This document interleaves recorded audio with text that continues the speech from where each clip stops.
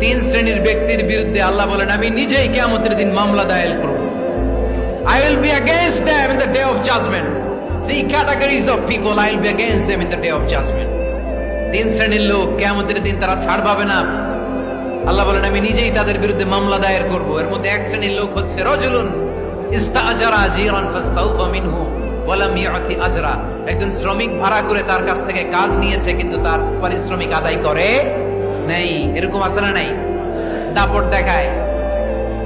দেখায় ইউনিভার্সিটির ক্যান্টিন গুলোতে। ইউনিভার্সিটির ক্যান্টিনে যে খায় মাগার বিল দেয় না, এরকম টাকায় দাসরা নাই। চায়ের দোকানে চা খায় আগে পরে দিমু, বিল দেয় না, আসরা নাই। দোকানে যে পণ্য কিনে বিল দেয় না, পরে দিমু, আসরা নাই। কিয়ামতের দিন আল্লাহ তোর এই মাস্তানি ছুটাবে, চিল্লা এখন ঠিক কিনা? আনা খাসমুহুম, আমি নিজেই তাদের বিরুদ্ধে মামলা দায়ের করব। কথাটা কার? এজন্য বিশ্বনবী বললেন খবরদার, মেহনতি মানুষ, খেটে খাওয়া মানুষ, এদের দোয়া কবুল হয়ে যায়।